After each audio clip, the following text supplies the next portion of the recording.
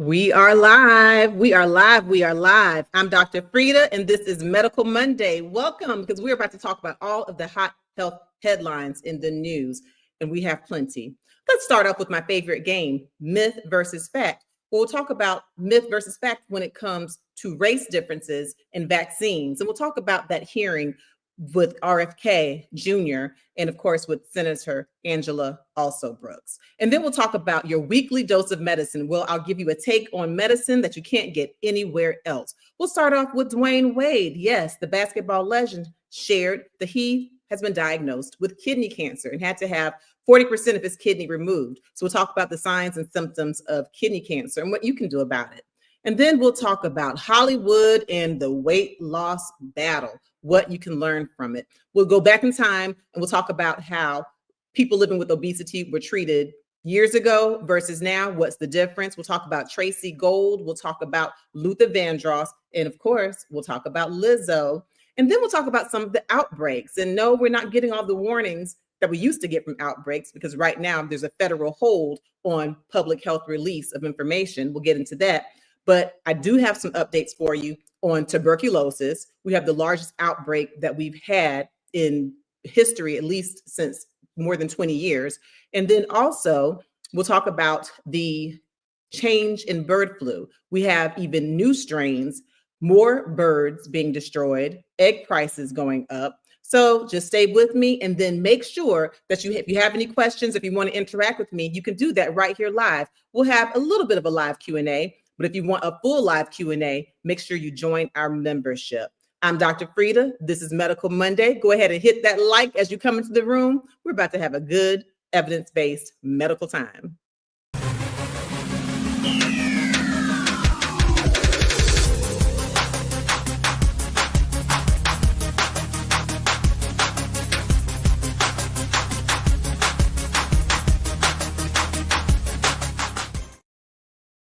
Hello, hello. We're live. I'm Dr. Frita. So glad to have you here with us on Medical Monday, where we'll talk about all of the hot health headlines in the topics. I won't talk about them alone. Let me invite my co-host and my practice manager to the stage. Shador. How you doing, Shador? Good, Dr. Frita. How are you? I'm good. I'm good. Did anyone in your house watch those Grammys last night? No, we did not. Y'all went to bed. Well, I was up, and Avery, my youngest daughter, had me watching, and I was so excited because, of course, this is February. Happy Black History Month, everyone. And we actually made Black history last night because Beyonce became the first Black woman to win Country Album of the Year. And as if that weren't enough, she also, for her first time, won Album of the Year. She won it all for Cowboy Carter. So, that was a pretty exciting night. No secret that I'm a Beyonce fan. I felt like she should have won it for Renaissance as far as Album of the Year and many others, but I'm very excited. And yes, that is Black history, because one thing she said that I really liked, she said that the word genre is a way for people to keep you in your place when it comes to what type of music you're allowed to make, right? If she's told that she's only hip hop, then how dare she go into the country genre, okay? It's kind of a way to keep you in a box. And she let us know she's not staying in any boxes. She's going in all lanes. She is all lanes. So congratulations to Beyonce. And hey, congratulations to everyone who made it here to our Medical Monday. Who was the first one in the chat, Shador? Miss Andrea. Hello, Andrea. Andrea, thank you for joining us. Thank you for joining us. Listen, we have some hot button topics to talk about today. So please make sure y'all go ahead and hit like, and please share so we let other people know that we're here sharing evidence-based information. I really want y'all to listen and pay attention because I want a lot of feedback today. I really do. And so let's go ahead and jump into this. And hey, in the chat, put where you're from, okay? Put where you're from. I'm going to see who's kind of here hanging out with us from the farthest place. But yes, let's start off talking about RFK Jr. He had his confirmation with the Senate. You know that he is Trump's choice to be in charge of health and human services, so he would have a great say in the health and the vaccines of our country. And historically, and it's no secret, RFK Jr. has had a lot of support and been even, producing films where he's had a lot of anti-vaccination views. He's held up the myth of autism, that vaccines cause autism. That has been debunked time and time again. And then he's also shared some other information where he feels that there should be a difference in races, like Black people should be on a different vaccine schedule than white people. These are his words right out of his mouth. Well, take a look at this clip. And this is where our Senator Angela Alsobrooks of Maryland, well, she called him to the front of the class to see what he had to say. We should not be giving Black people the same vaccine schedule that's given to whites because their immune system is better than ours. Can you please explain what you meant? There's a series of studies, I think most of them by Poland, that show that the particular antigens that Blacks have a much stronger reaction. There's differences in reaction to different products by different races. So I have 17 seconds left. Let me just ask you then. So what different vaccine schedule would you say I should have received? What different vaccine schedule should I have received? I mean, the Poland article suggests that Blacks need fewer antigens. And this is so dangerous. You get the same measles vaccine. Mr. Kennedy, with all due respect, that is so dangerous. Your voice would be a voice that parents would listen to. That is so dangerous. I will be voting against your nomination because your views are dangerous to our state and to our country. All right. So we're going to jump into myth versus fact. But if you have an opinion or a thought on what he said, I want you to share it, because after we finish this live, I want you to check out my Instagram at dr.frita, where I actually did a post on this and I asked people for their views. And let me tell you, we had some controversy in the comments from people of different genders, people of different races, some supporting him, some not supporting him. But here, I'm going to give you the evidence, okay? Because one thing he did, some people took it as a compliment. Yeah, he's saying we have stronger immune systems and so forth and so on. And so we'll get into it, but I'm curious to know what you think. Do you think that she's wrong, or do you think that RFK is really for the people? But let's start off with our myth versus fact. I want you to, for the first one, put an M1 if you think it's a myth, if you think it's not true, and put an F1 if you think it's a fact. So Shador, can I have you to please read our first myth versus fact statement? Absolutely. Racial bias in healthcare can lead to disparities in treatment. Okay, is that a myth? Put an M1. Is that in fact? Put an F1. So racial biases can lead in disparities in treatment.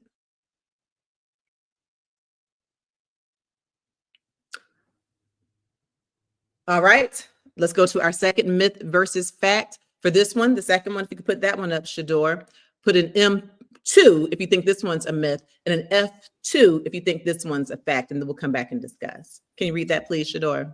Black people have stronger immune systems than white people.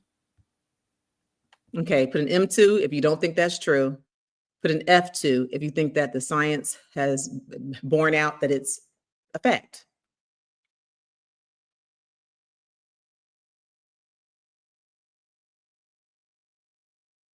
All right, pencils down, pencils down. All right, let's see. Do we have any takers on the myth questions? And do we have any comments on so far? We'll do the myth versus fact if we have those first. Yes. So we'll start with the first statement. Okay. We have Shar says a myth. Okay, and put that back up again. This is the one that said racial disparities, racial differences. Racial bias in healthcare can lead to disparities in treatment. Racial biases can lead to healthcare disparities.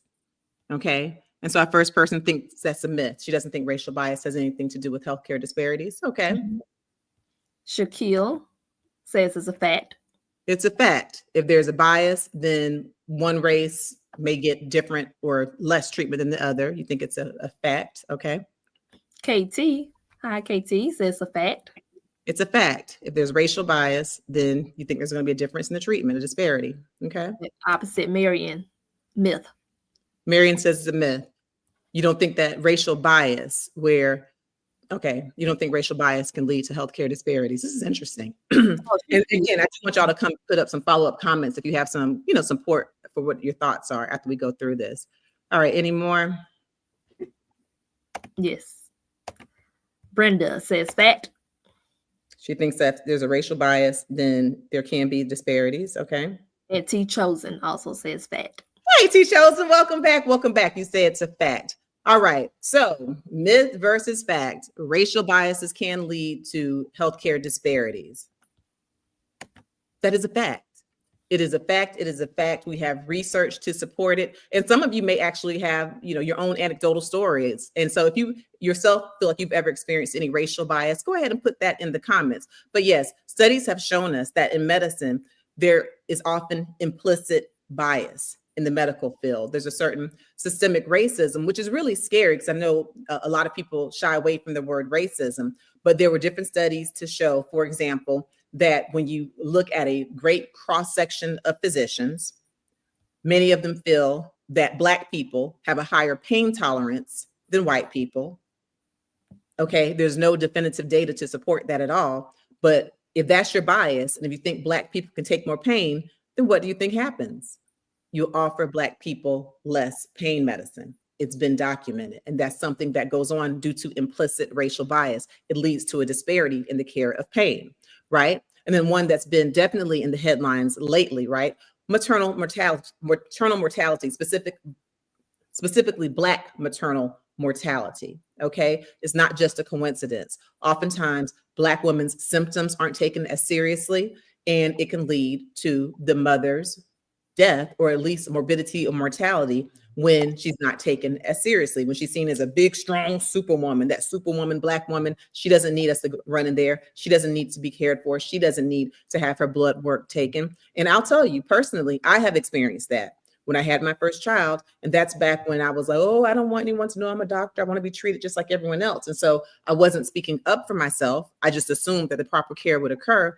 And I got into a position where I almost lost my life because they were trying to discharge me from the hospital when I was telling them my symptoms. I said, I cannot stand. I'm weak. My heart is beating. And they were just like, okay, well, we're going to give you some birth control and you go home. And finally, I just had to go flip the switch, speak to them in medical jargon, demand that my blood get taken. And guess what? I had lost half of my blood volume. I went in with a hemoglobin of 13. And at that time, at the time I left, it was a little over 6. I lost half of my blood volume. And they were trying to send me home, where I likely would have continued to bleed, okay, which would have put me at risk for a heart attack and other things. And so I have witnessed not being heard, even as a physician, because it shouldn't take being a physician or someone in healthcare. I was young, I had braids, I had big hoop earrings, and I believe that they made certain assumptions about me. So racial bias absolutely can cause health disparities. And it's not just my example. If you go and you look it up, it's documented time and time again. Okay, so that's interesting. And for people who feel like it doesn't happen, I'm really curious to see what you think. I'd love to see what you say in the comments. All right, let's go to myth versus fact number 2. If you could read that one out again, and then we'll see what the answers were, Shador. Black people have stronger immune systems than white people. All right, is that a myth or is that a fact? I'm very curious about this answer. Don't worry, y'all. I have the information, the evidence-based information for you. So overwhelmingly myths. So I'll read out a few, and then we had a couple of facts thrown in. Okay. And the ones who said, okay, now who answered said it's a myth? Okay. Yes. So did Veronica? Hi, Veronica. You said it's a myth. Okay. Mm-hmm. Ebony. Hi, Ebony says it's a myth. Hey, Ebony. Logan also agrees. Okay. H. Jones says it's a fact. H. Jones says it's a fact. Okay, that we do have stronger immune systems. All right, H. Jones, just hold on. I'm going to talk to you. Who else? Miss Pat also says a fact. She said it's a fact. Okay. This is a good discussion. And Sheree, myth. She says it's a myth. Okay, so let's talk about it. Talk about this. And this is what RFK Jr. was getting into when he said that he believes that Black people should be on a different vaccine schedule than white people. He was quoting a study, he said, by Poland. Some people thought he was talking about Poland, but he was talking about a person's name, Poland, Dr. Gregory Poland. And some studies that have also been done by the Mayo Clinic, where they found that in one study, or in some studies, they found that with the MMR vaccine, measles, mumps, and rubella, they found that some Black people mounted a higher response, meaning to the same amount of vaccine, he found that some Black people made more antibodies, okay? And so from that, RFK Jr. was like, oh, well, that means that they need less vaccines, because if they get all these antibodies, then we know it's going to be harmful to them, and it will lead to them having autoimmune diseases, right? Like lupus, diseases where your antibodies attack yourself. Okay. There have been some studies to show that there are differences in response to vaccines based on race, based on gender, based on a multitude of factors. So it's not just Black people who are having these great overwhelming antibody responses. Sometimes it just differs based on many factors. But here's something very important. The very scientist he quoted, Dr. Gregory Poland, said himself that in no way does this study mean that Black people should be on a different vaccine schedule. He said that there has been no evidence that this antigenic response has caused any more autoimmune diseases or any more complications in Black people than compared to white people. That's the author, Dr. Gregory Poland. Please look him up. Gregory Poland. So the very author he's quoting disagrees with him. He says that it is a stretch. There's no evidence, not enough statistical power, no evidence that Black people actually have negative reactions, as in autoimmune diseases and all the things that RFK Jr. shares. So yes, his very source he quoted has debunked his statement. Beyond that, there is another physician, another scientist who's conducted studies on antigens. And again, he says that there are differences sometimes, based on race, based on gender. But again, he says that there should not be a difference in schedule because it's too much of a stretch. There has not been shown for there to be any adverse reaction to the vaccines.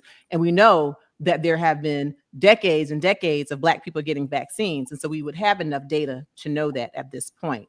And then as I also mentioned, autism, that has been debunked. There was one study, a small amount of people in the study, and then of the authors who said that the vaccines cause autism, every single physician, every single author withdrew the paper, okay, and shared some certain biases except for one, okay? And so that has been debunked because now there have been so many studies in so many continents, and there's no relationship between autism and vaccines. And even, there have been some interviews with one of my colleagues from Emory, Dr. Emory Del Rio, who again says that the data does not support that Black people should be on a different vaccine schedule. And he said this is really a scary concept to even introduce because already Black people tend to get less vaccines than white people. There's already a medical distrust that's out there. And so what I found to be really a bit frightening with what RFK Jr. did, it does feel like he gave a compliment. Yeah, y'all are stronger than us. Y'all are better than us. You have great immune systems.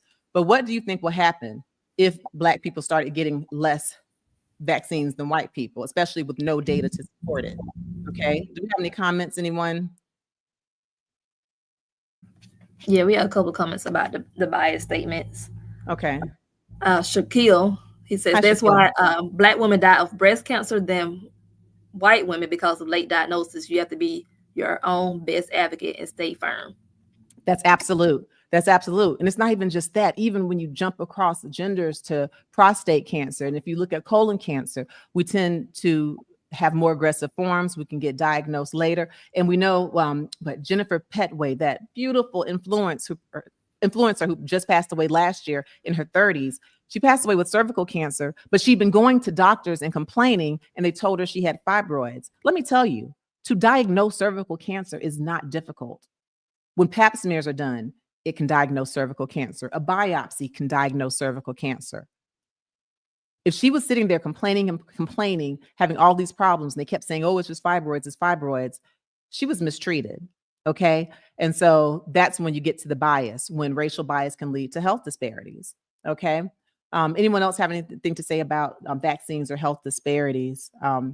Especially, for the people who felt like it was a fact that we have a stronger immune system. You may have heard some of those studies that I'm talking about, where there have been studies showing that Black people in some cases can have a stronger antigen response. Okay. But there's been nothing definitive to say that we have greater immune systems. In fact, if you go and you look at the disease states, like as far as chronic diseases, kidney diseases, diabetes, high blood pressure, we're affected disproportionately. Black people are for a variety of reasons. But yeah, no definitive evidence stating that we have immune systems that would lead us to have less vaccines. Not even the doctor he quoted, Dr. Gregory Poland. He doesn't even agree with RFK Jr. Okay. And here's another thing. Black people, you know that we're not a monolith, right? So say there were a different vaccine schedule. What happens if there's someone who's biracial? Do they have some type of an intermediate schedule? What if it's someone who has never done their DNA 23andMe, but they are someone who clearly looks like they have multi-race in them? Do you say, okay, well, if you're 60% white, 40% black, then you get a certain amount? It becomes a slippery slope. And what happens at the end of the slippery slope is that Black people would get less vaccinations than white people if we listen to RFK Jr. Okay. Anyone else in the comments? And then we'll move on soon. Yeah, to answer your question, what happens to Black people if we stop getting our vaccines? Our member, Ms. Cynthia, said that we will get sicker. Thank you, Cynthia. Thank you. Because guess what? While we have no definitive evidence to show that Black people will have a negative reaction if they get over vaccinated, we absolutely have data to show what happens when people are under vaccinated. Okay. And Cynthia, here's some of the evidence. Let's just go back in time before we had vaccines for certain diseases. Okay. Let's start with measles. Prior to the measles vaccine, according to the World Health Organization, 2.6 million people died each year. Okay. Prior to the polio vaccine, over 500,000 people were either paralyzed or they lost their lives from polio. Prior to the smallpox vaccine, 80% of the children it infected lost their lives. Okay, so we have evidence to show what happens if someone gets under vaccinated, but there's no evidence to support that there is a greater harm than good from being on the same vaccine schedule. But again, when you start having race-based medicine, especially without proper evidence, because as was pointed out, RFK Jr. is not a medical doctor. He's not a scientist. Okay. It gets very dangerous very quickly. Okay. So yeah, again, check out my Instagram post. It's also on Facebook. I got a lot of reaction, a lot of comments. Y'all, they were trying to come, but I had to let them know about the science. Okay. Just because you feel something or you already don't particularly like vaccines or medicine, that doesn't mean you jump on something that's dangerous and that's untrue being stated by a person who perhaps does not have you or your culture's best interest at hand. We have to be careful. All right. Very good. Thank y'all for participating. I always love when you come up in the myth versus facts. All right, let's get into our weekly dose where I'll give you a spin on healthcare that you won't get anywhere else. I'll give you a spin on evidence-based medicine that you won't get anywhere else. And we'll start off with, what do we start off? Let's start off with Dwyane Wade. Do y'all like Dwyane Wade? Do y'all like Gabrielle Union? Y'all know Gabrielle Union stays in the Instagram and the social media. She writes books. Of course, she's an actor. She's politically active. I feel like she shares, and some might say she overshares her life, right? You don't miss a beat as far as knowing what's going on with Gabrielle Union. And I want to know what in the fountain of youth is going on, because every time I see a picture, I'm like, oh, this is a pretty lady. Oh, she's probably in her 30s. And Gabrielle Union is good and in her 50s. She looks so good. Anyway, so Dwyane Wade, her husband, has now shared that there's something that they haven't quite been sharing, which of course they don't have to. Okay. Privacy is their right. But Dwyane Wade has now come forth and he shared that he was diagnosed with kidney cancer. So before we roll that clip, I want y'all to go ahead and share in the comments, what do you think some of the warning signs and symptoms might be of kidney cancer? All right, let's roll the clip, please, Shador. Not a developing story to report. Miami Heat legend Dwyane Wade is revealing a serious health scare. In a recent episode of his podcast, The Why with Dwyane Wade, he revealed he had to have a cancerous tumor removed in 2023. Sports anchor Mike Cunha is here now with more. Mike? Hey guys, yeah, Dwyane Wade recalls his father going through prostate cancer, so he took his own symptoms seriously and decided to get checked out. Wade says he went to the doctors after dealing with a few health issues, including stomach pains and cramps, and during a full body scan, a mass was found on his kidney. They had to surgically go in and examine it, and as it turns out, it was cancerous. So in December of 2023, he would have surgery to remove part of his kidney. I'm sitting in the doctor and I just went for physicals, pretty much check on myself. And now I'm in the doctor and the doctor's like, so you need to have kidney surgery. Damn. At that moment right there, I mean, obviously I have a decision to make. I get to see everything. I ask all the questions. I go to multiple doctors. I send it to multiple doctors. I do not just go to that one doctor, even though I'm the doctor, that's who I end up using. But I went to multiple doctors to make sure that this was what they saw. And so I had a personal decision to make. Wade says in the end, he had to have 40% of that kidney removed to make sure the cancer did not spread. Yeah, now that one shocked me. And Shador, you're the one who broke that news to me. Shador woke up one morning and she's like, look, this came across my feed. I didn't hear about it. But I'm very excited to see that he had the care. He got a second opinion, third opinion, all the opinions. That's something I want to stress to people. You do have a right to get a second opinion. It's not even an insult to your first doctor. You just want to get all of the perspectives, of course, within a timely manner. People come to me all the time for second opinion, Shador, you see it. And I will tell them, straight up, and I'm honest with them. I say, yep, your doctor's doing what I would have done. Yep, I agree with this. Or if there's a difference in the way I approach it, I tell them it's just a nuance and I would approach it a certain way. I'm also honest if I think that their doctor is not giving them the best care. Okay. But more times than not, I would say most of the times I agree with the first doctor. And then I say, hey, go back to your doctor. I'm glad to have shared this. And I say, I would let you know if I thought your doctor was mistreating you. Still, sometimes they say they just want to stay with me for whatever reason, just the style.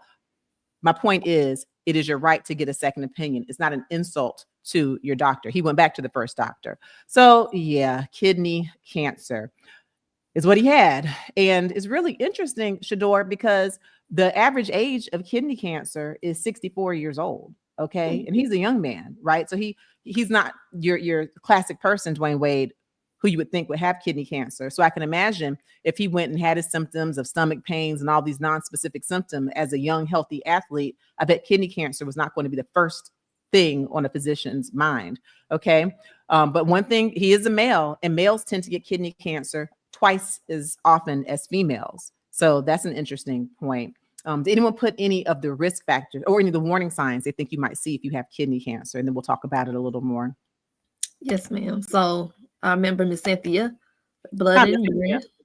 Blood in the urine. Yes, that's one of the warning signs. It doesn't always happen. So you can either have outright just frank red blood, Cynthia, in the urine, or the urine can look brown, almost Coca-Cola colored, or it might even look orange or pink, depending on the amount of urine. But yeah, oftentimes there's outright blood in the urine, or hematuria, we call it. So absolutely, that can be one of the warning signs of kidney cancer. Very good. TS agrees and adds back pain.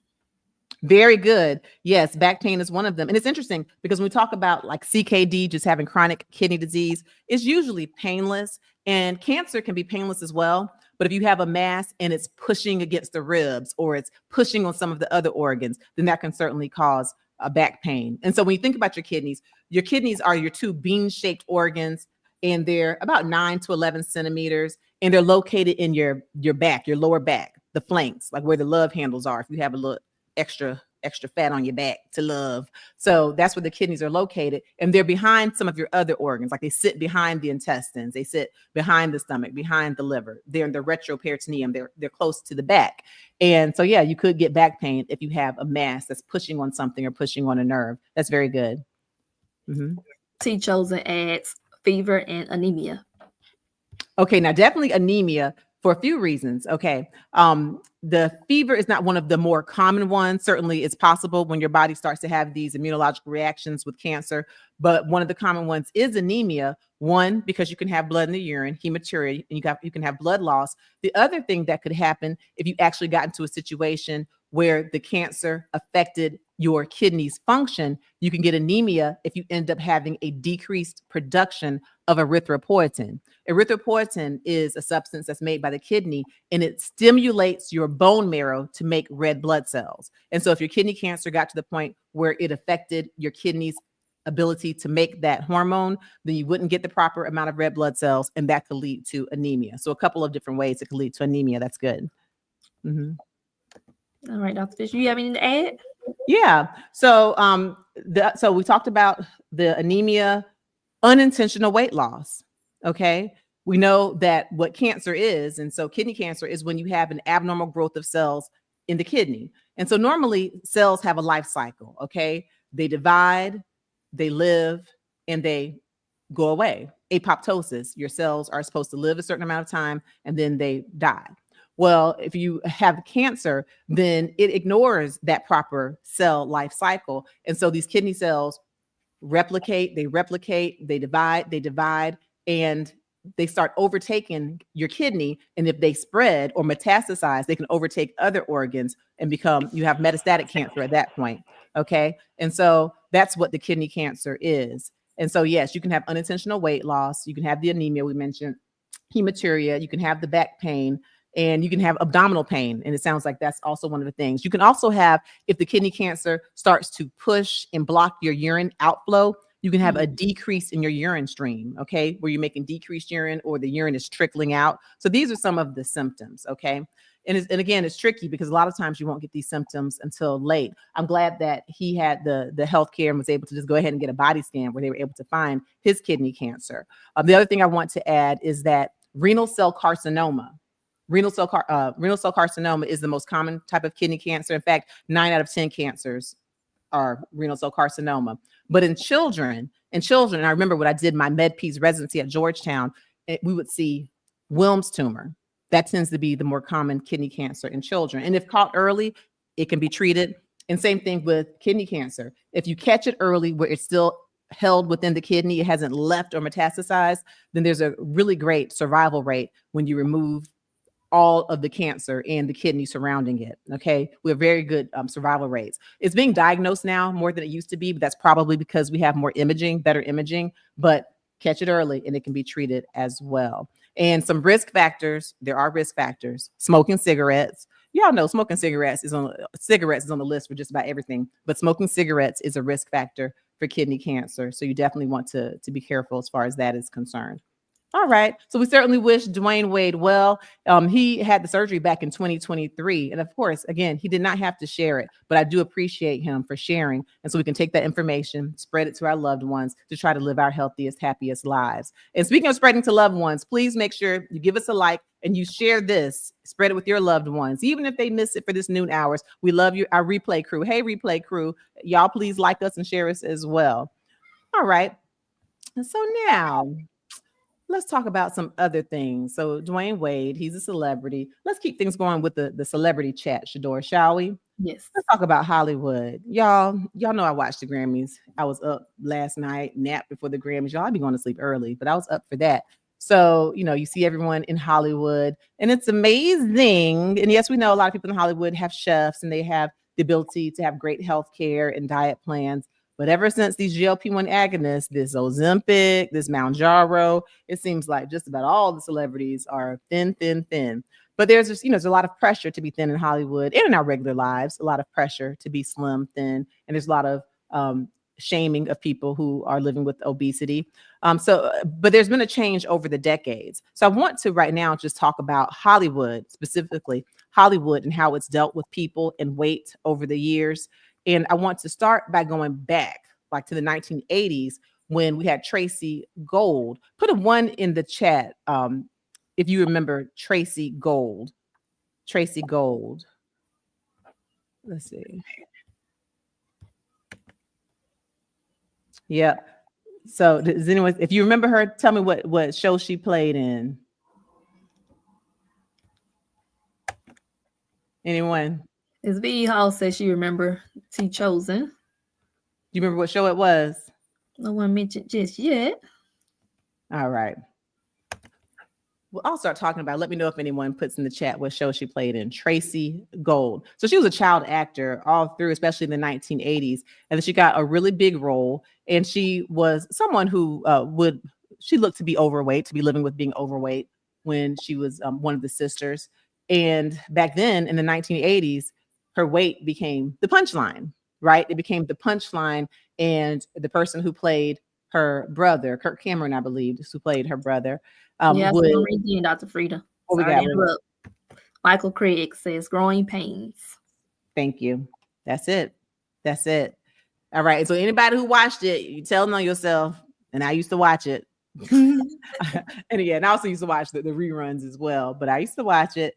And so, yes. So what in that show, she was the one who was living with being overweight. And so they would make all kinds of jokes. Like it was just, you could expect it every day. They would have a joke about what she was eating, about her size. They would call her fat, and people called each other fat just straight up, even on TV. We didn't have a such thing as what was politically incorrect.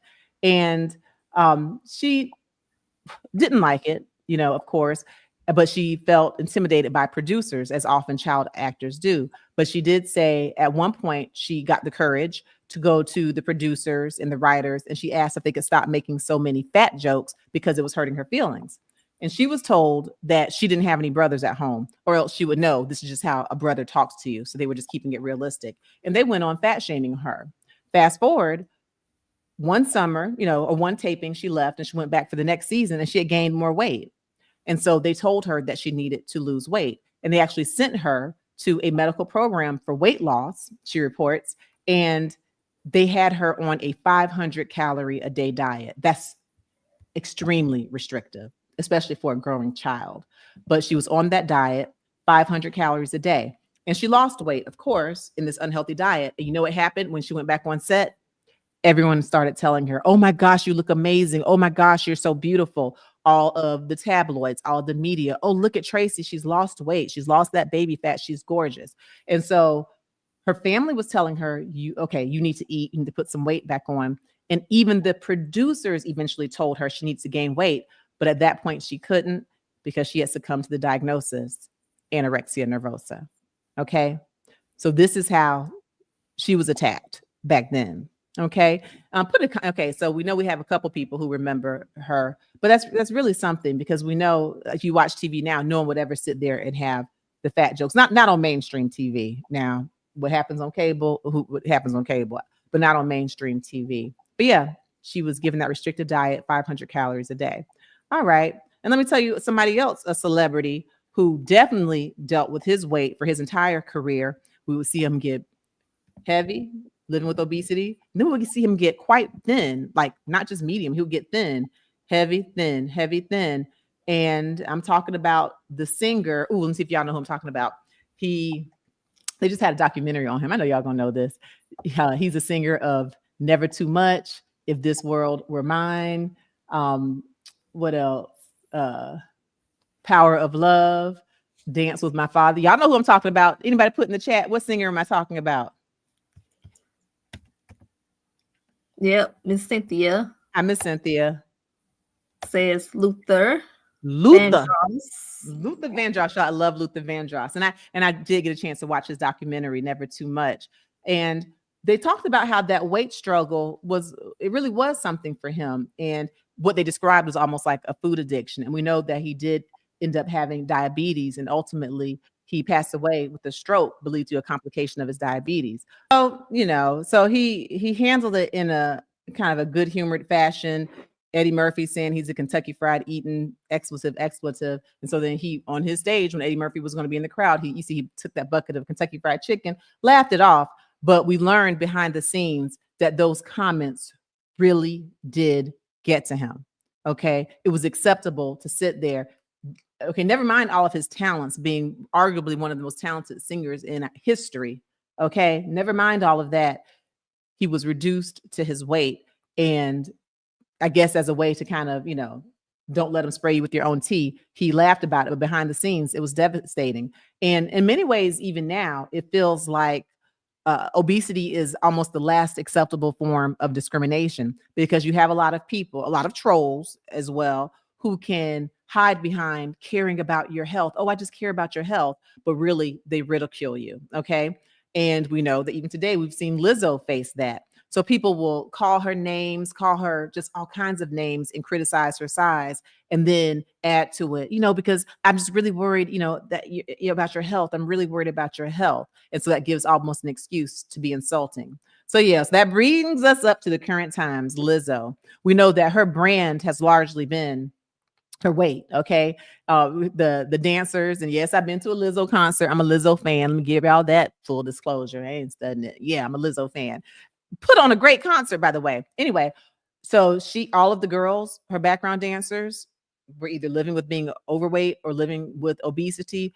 And let me promise you, Those girls could drop, lock, split, do all the dips. Okay. But there was something about, I guess, the empowerment, the not allowing body shaming, body positivity that she's really been out there with. Now, there's controversy sometimes on the outfit she chooses to wear, but it's her choice. Okay. And she's been with the body positivity movement.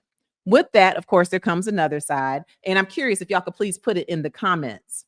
What do you think about the body positivity movement? Do you think it's great because it helps with the self-esteem, especially of people who are living with obesity? Or do you think it's a problem, and does it outright encourage obesity, which is a high risk factor for diabetes, heart disease, strokes, kidney disease, arthritis, cancer, even, you name it? Do you think the body positivity movement is a good thing, or do you think it's more harmful? So if you could put that in your comments, and we'll see what we can get to. Yeah, but back to Lizzo. If you put Lizzo back up there, I want to talk about her because, with her making her size being such a big part of her, in addition to her, of course, being a rapper, a singer, and being a professionally trained person who plays the flute, a flautist. So she actually started losing weight, right? And a lot of people were like, "Oh, I thought you liked being big. I thought you liked being big." And she came out and she put some things. She said, "I'll never be skinny." She said, but she does want to be healthier. Okay. And the first thing people did was they said, "Oh, she must be using Ozempic." She says that she's not using Ozempic. But what she did share now is that she has gotten to her goal weight. She's lost 16% of her weight. And you see in this picture, she's definitely smaller than she used to be.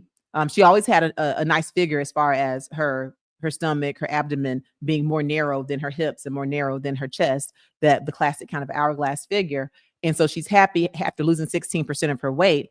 And I can tell you from a medical perspective that even if she's not at the BMI that is deemed to be appropriate, by losing 16%, she's already decreasing her risk for diabetes, prediabetes, high blood pressure, cancer. Obesity is one of the leading risk factors for cancer. A lot of people don't know that.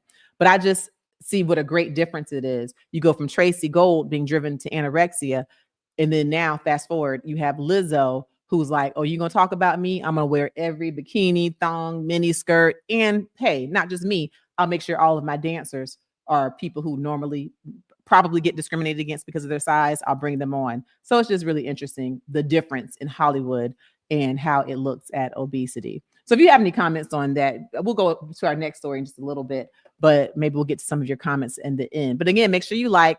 And if you're interested in having a Q&A where we just kind of go back and forth, you ask your questions and I answer. For those of you who are new to the channel, I am Dr. Frita. I am a medical doctor. I'm an MD, and I've had multiple board certifications. I currently practice nephrology. So I'm a board certified kidney doctor and high blood pressure doctor. I also initially did my med peds, my dual residency at Georgetown. Afterwards, I got board certified in pediatrics and then board certified in internal medicine. And most recently, I became board certified in obesity medicine. And so I like to learn a lot. And more importantly, I like to share a lot. And so if you want to take advantage and come where you can have a whole live Q&A session where you can ask me your questions, then please join our membership. And we'll give you information because we're actually going to be making some adjustments and giving you even more options coming very, very soon. All right. So that's my take on Hollywood. Again, you can put your comments in and we'll see what we have time to get to. Anyone jumping out at you right now with a comment, a Hollywood comment? Okay. Not necessarily a Hollywood comment, but a question by T. Chosen. Is the BMI scale appropriate to use for Black people? Oh, how interesting for you to ask. We're actually making change. The short answer is no. The short answer is no, because the study that was done looking at BMIs did not look properly at Black people. It was mostly white European males. Okay. And we know that the BMI, body mass index, does not take muscle mass into account. It does not take bone density into account. It strictly takes your weight and your height. All right. So let's just say you are Simone Biles, okay, a very muscular young lady, and you take her weight and her height and you calculate her BMI. Her BMI is likely going to be much higher than another person her height. And I think she's less than 5 feet tall. I'm pretty sure she is. But another person who's her same height is going to weigh considerably less than Simone Biles, though Simone Biles will probably have a less percentage of body fat and actually be healthier. So the BMI is not the best measure for Black people. And even it's not even the best measure for people who are muscular, who are athletic, who have a high bone density. But coming soon, I'll tell you some official changes we're making in how we look at BMI. I was just talking to one of my colleagues about this last week. It's coming down the pipes. We'll talk about it. But the short answer is no, the BMI is not an accurate measurement for most Black people. It's not the best measurement. Yeah, there are different things you could do, like a DEXA scan, or you can get, the fat composition of your body, muscle composition, things of that nature. But the BMI in of itself is not the best. That's a really good question. Yeah. Okay. And I remember Miss Cynthia, she made a comment. She says, wow, tough question. We need to support good health. And if this includes weight loss, so be it. Exactly. And it's a really individual thing, right, Miss Cynthia? What's the best measure for you to lose weight? It varies. So, some people may really try lose weight, but still be in an unhealthy weight. And so we do have to balance the benefits and the risks of even the weight loss shots, like the GLP-1 agonists. We're going to talk more about those in the future because it's important to be taking those under the supervision of a healthcare provider, because there are some very real benefits, but there's also some real risk, including we already knew that the GLP-1 agonists like Ozempic, Mounjaro, Zepbound, Wegovy, we knew that they could be associated with muscle loss, especially if you didn't have a proper protein intake and proper weight-bearing exercises and weightlifting. We also now see a very definitive association with osteopenia and osteoporosis. So we're getting some young girls and other people as well who are starting to get thin bones or osteoporosis, which can put you at risk for fractures. And so we'll talk about that in a future live or in our live Q&A, Ms. Cynthia.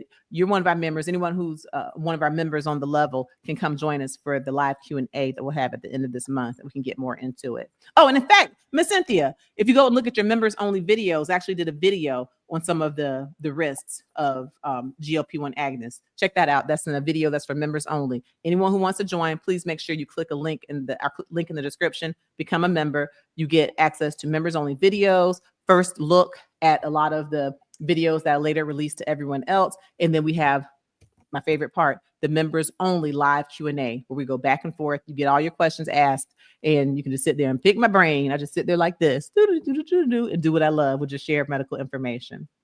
All right. Speaking of sharing medical information, so it's really important that we talk to other countries, people living on other continents, so that if they're having infectious diseases, we want to know, right? So we can kind of check out their strains, and we can be ready with whatever protection we need and possibly whatever vaccines we need, correct?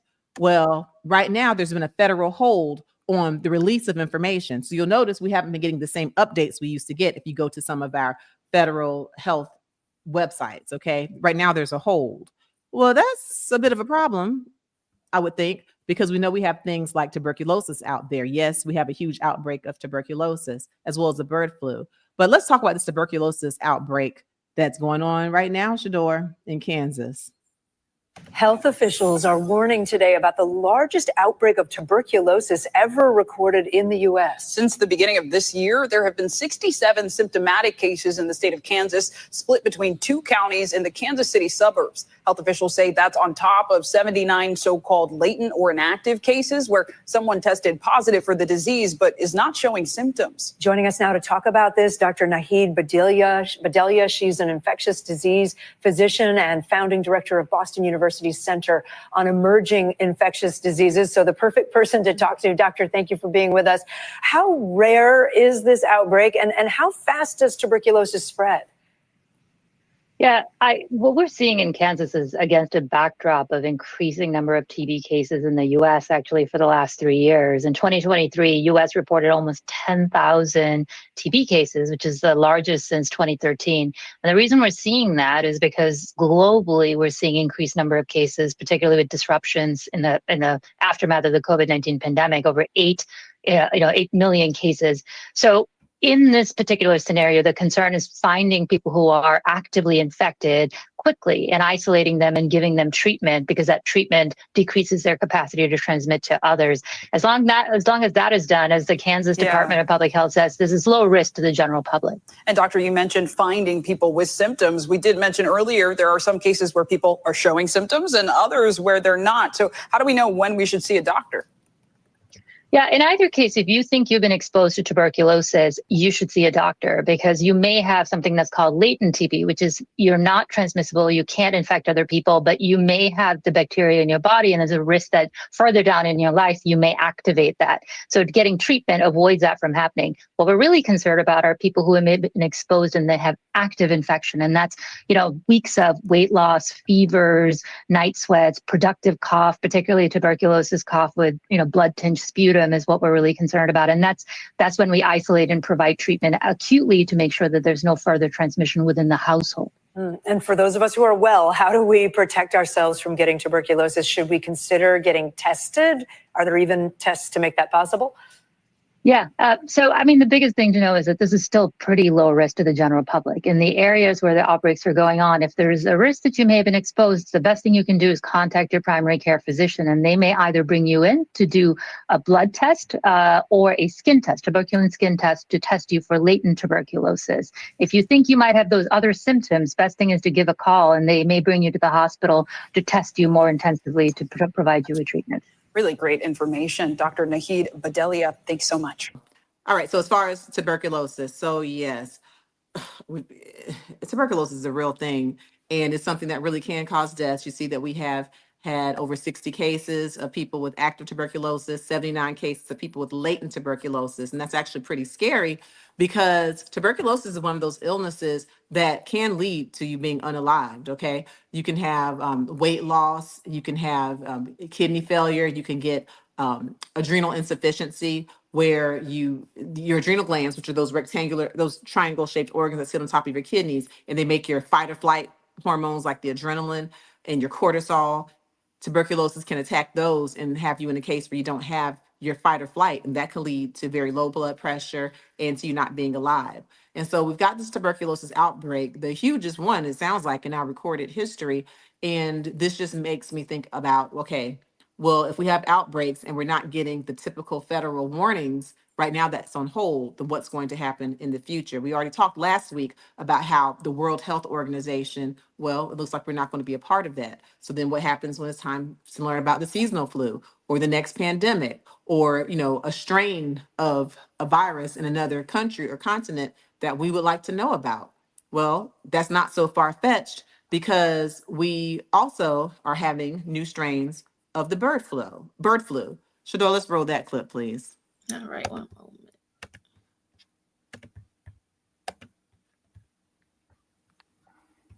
This rare strain of bird flu that's now been discovered here in the U.S., where it's been detected, with egg prices already skyrocketing, and new questions tonight about how quickly Americans are actually getting the information on bird flu that they need. Here's Ariel Reshef on that.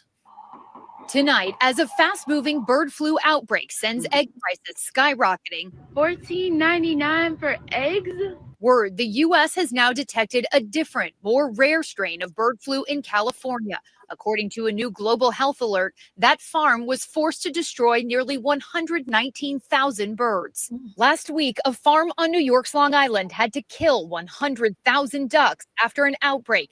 And in Illinois, Cockadoodle Farm lost 3,000 hens in a matter of days. We're like, well, maybe it's environmental, or, the next day hundreds were gone. We're like, this something. Despite 67 human cases of bird flu and 1 death, there has been no confirmed person-to-person spread. Just days after Donald Trump took office, there are questions about missing updates on bird flu. Health agencies have been ordered to pause public communications until it's been reviewed and approved by a presidential appointee. Former White House COVID response coordinator Dr. Ashish Jha is urging the new administration to take bird flu seriously. The biggest lesson from COVID is if you get on top of things early, if you do surveillance, if you do testing, it doesn't have to be disruptive. And that is what I'm worried we're going to make the same set of mistakes. And David, multiple sources tell ABC News that a new report on bird flu was among those that was not released by the CDC last week because of that communications freeze. David? That communications freeze, that's the part, if nothing else, especially, when we were all in the pandemic, we could count on having a lot of information. We knew exactly how many cases there were. We knew exactly which strain was the predominant strain.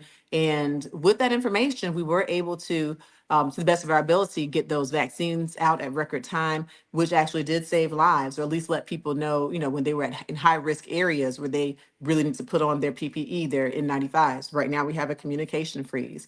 But yeah, the bird flu is still here. And no, right now there's no documented human to human transmission. But do remember that the bird flu is something that, yes, originally we saw it in wild birds. Okay. We know that it likes to infect turkeys, ducks, chickens, things of that nature. But also now it's in mammals. We know there've been the cattle has been infected. We've had milk that, when it's unpasteurized, has been documented to have the bird flu in it. And yes, we've had at least 67 human infections with bird flu in the United States and 1 death. And so please beware. If you work in a poultry factory or you work around animals, make sure you have your proper protective equipment on. Okay, so you're not getting those juices, the fluid, the body fluids on you. If you drink milk, make sure you're drinking pasteurized milk. Please don't drink raw milk, because we know it's been documented that some cats, the mammals' cats, have gotten bird flu from unpasteurized milk. And there's a question if one toddler who was drinking raw milk, if he had bird flu, but he wasn't actually tested, but he had symptoms. So make sure you're not drinking raw milk. And for your chicken and your eggs, please cook them to at least 165 degrees Fahrenheit. And I have a question, if y'all could put this in the chat. How much is it for a carton of eggs where you are? That's what I want to know. All right. Well, while they put that in, it's time for us to wrap this on up. But if we have, especially any members who have any questions or comments before we close up, then I'll take a couple of their questions. But again, if you want a full live Q&A, please hang out and join our membership. And we'll have even new things that we're going to add to the membership by next week. And also, we're always talking about health. And I do have something for you. You can click the link in the description, and it's a free PDF on 10 healthy habits for a better you and a better life. So make sure you check that out. And these are the habits that I kind of look at and I go over on a day-to-day basis. And they really do help me to get my day started, get my day going, get my day finished, and try to be as healthy and as happy as I can be. And make sure, now my members got to first look at this video, but now I've released it to everyone else. So I released a video last week on 15 foods that can help to either reverse or at least slow down the progression of kidney disease. I think you'll like this list of foods. We want to do everything that we can do in using food as medicine. Yes, I do prescribe medicines and traditional treatments, but I also like to use food as medicine, lifestyle as medicine. And so I really like this video, 15 foods that can help to reverse kidney disease or slow down the progression. So check that out. And make sure you check out my podcast, Healthy Happy Life Podcast with Dr. Frita. So right here, of course, you're watching on YouTube, but for those of you who like to be on the run, to drive while you listen, fold clothes, exercise, go for a walk, then I do have a podcast. And once you go there, please give us 5 stars. You can check us out on Apple, Spotify, or anywhere where you listen to your podcasts. All right. I thank y'all for hanging out with me despite these little technical difficulties. We're still working. We're not exactly a national network as of yet, but what I do give you is evidence-based medicine, and it gives me joy to share with you. And I really hope that you click like and you share with others. All right. Do we have 1 or 2 questions or any comments on our way out the door, Shador? Let's see here, Dr. Frita. Yes, KTS. Whenever a patient is diagnosed with any cancer, should a PET scan be ordered to see if it's spreading? Not necessarily. It's going to depend on what type of cancer it is. So if someone is diagnosed with cancer, there certainly should be imaging, but it depends on the cancer and the symptoms of the person on if that imaging is a CAT scan, is it a CT scan with contrast, is it going to be an MRI? Okay. And then depending on what they find, then a PET scan may be in order. So it just varies, but a PET scan is certainly one of the ways to see the activity of a cancer and if it's lighting up in different parts of the body. But it's not necessarily a black and white answer that's a yes. It's an answer to have with the oncologist or the cancer doctor. All right. Dr. Fisher Furthest watching us today was Miss Janet watching us from the United Kingdom. From United Kingdom, welcome. Yay. Thank you for joining us. Hey, please make sure you give us a like and tell some of your other good people in the United Kingdom to come check us out on these Medical Mondays. What time is it in the United Kingdom? See if she'll put that in there if anybody knows. All right, but that's very cool. Thank you for joining us. Thank you so much. All right. Anyone else as we slide on out this door? Oh, ma'am. JL says, this was a fantastic live stream. Thank you, doctor. Thank you. I appreciate you. All right. So yes, so make sure you continue to check us out. And again, please make sure you hit like before you slide out the door. And for other information, the one-stop shop for me is going to be my website, dr.frita.com. DRFRIT as in take care of yourself, a.com. You can go from there and you can get access to all of my social media platforms, my favorite things, my different videos, my blogs, all of that. And you can also find out how to come and to see me. And if you want to see me one-on-one for a telehealth concierge visit, click the link in the description. You can also check it out on my website. And that way, from anywhere in the world, including the United Kingdom, we can have a one-on-one telehealth consultation. All right. Thank y'all for watching. Shador, thank you for all of your magic tricks through my technical difficulties. And we will see y'all next Monday, Medical Monday, same time, same place, noon Eastern Standard Time. Y'all have a wonderful, healthy week. Happy Black History Month and happy heart health disease. Check out my Instagram. I did a heart video. I'll be doing more heart videos and Black History Month videos throughout the month. All right. Thank you. You're welcome. UK 5 hours ahead of us, Dr. Frita. 5 hours ahead. Okay. Oh, so you're good and awake. All right. Thank you for joining us. We'll see you next Monday. Everyone. Yep. See you next week.